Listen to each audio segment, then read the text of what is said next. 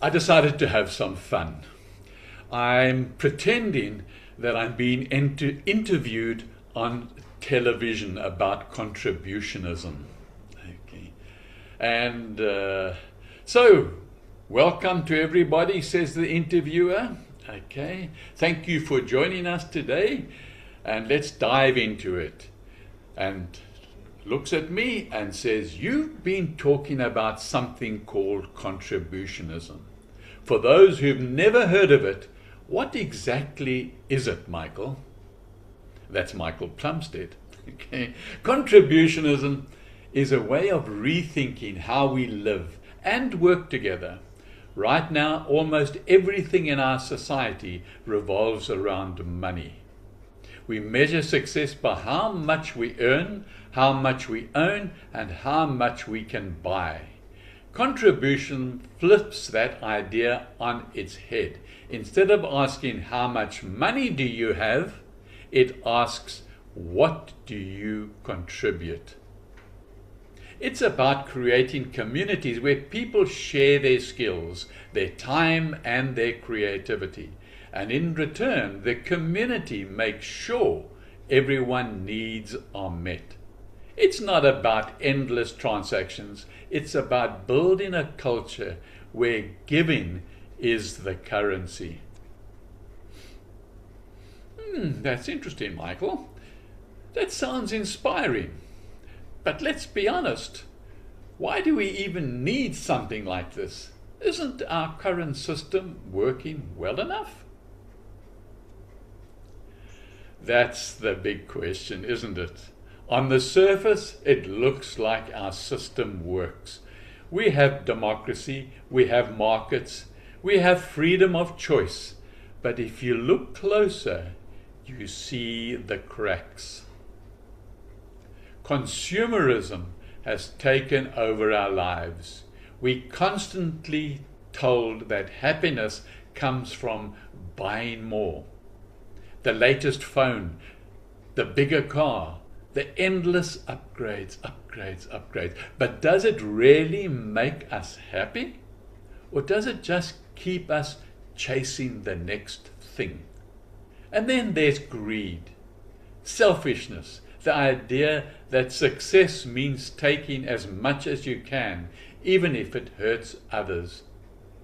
That mindset has created massive inequality, environmental destruction, and a culture where people feel isolated and powerless. Contributionism offers a different path.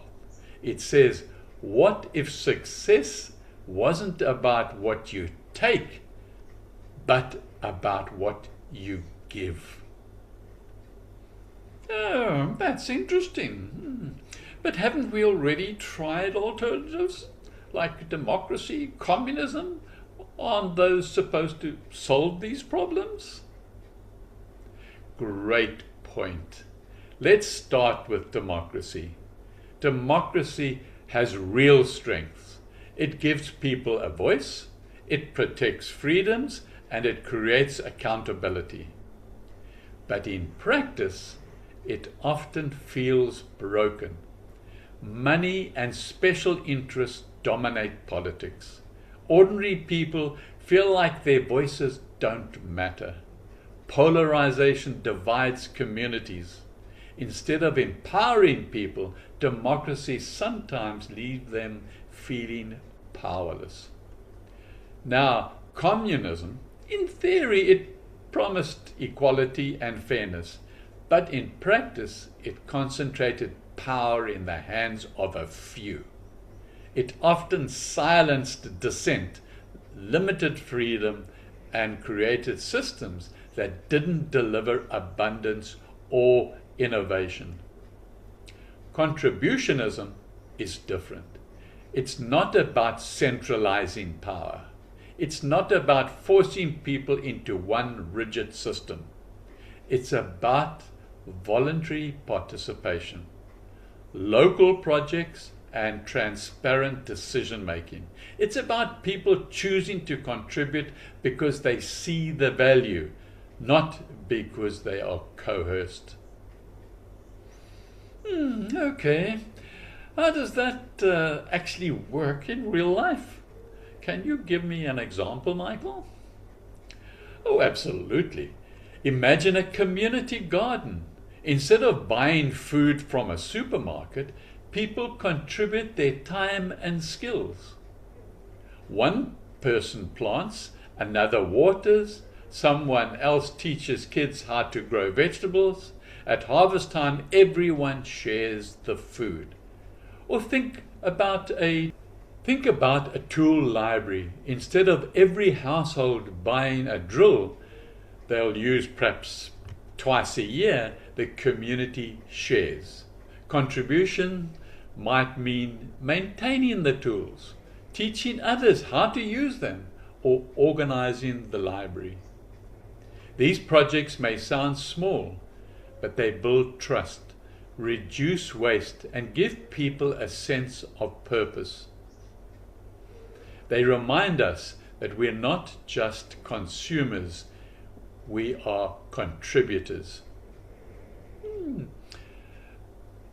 But people are naturally selfish. Won't some just take without giving? That's a fair question, isn't it?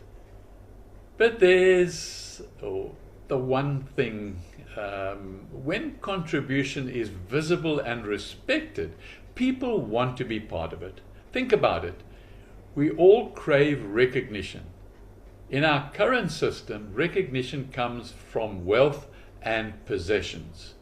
In contributionism, recognition comes from generosity and creativity. Of course, there will always be challenges. Some people may try to take advantage, but communities can design systems to keep things fair.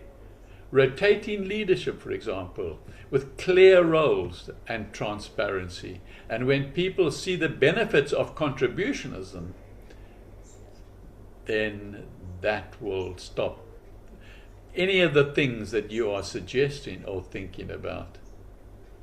Consumerism is such a powerful force. Can contributionism really compete with it, Michael? Consumerism thrives on emptiness. It tells us you're not enough unless you buy this.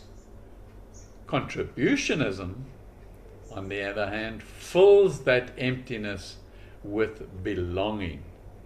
When you feel valued for what you give, you don't need to buy as much to feel whole. Think about it. Which feels better, buying a new gadget that loses its shine in a week, or teaching a neighbor a skill that changes their life? One fades quickly, the other creates lasting connection. Let's talk about politics again. Where does contribution fit in a world still run by governments and markets? Good question. Contributionism doesn't replace democracy or markets overnight. It complements them. While governments argue and corporations chase profits, communities can quietly build resilience from the ground up. Contributionism creates a parallel system, one that doesn't depend on elections or stock markets. It's about people taking back power in their daily lives, not waiting for politicians to fix everything. You just work within the system until the system itself becomes obsolete. So, if someone watching this wants to try contributionism, where do they start? Start small. Don't try to change the whole world overnight. Begin with one project in your neighborhood. A food swap, or a repair cafe, a skills exchange, a community energy project, for example. Keep it simple, keep it transparent. Let people see the impact. When people experience the benefits firsthand, they'll want to contribute. And what about the risks? Surely it's not all smooth sailing. Oh, you're so right. There are risks. Free riders who take without giving, informal power dynamics where a few people dominate, scaling challenges when small projects try to grow too fast. But these risks can be managed. Clear contribution roles. That's one of the keys.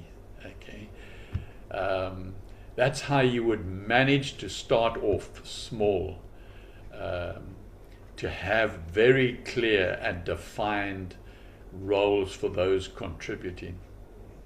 And rotating leadership is another. Open discussion making is another. And most importantly, starting small and learning as you go. Contributionism isn't about perfection. It's about experimentation, adaptation, and growth.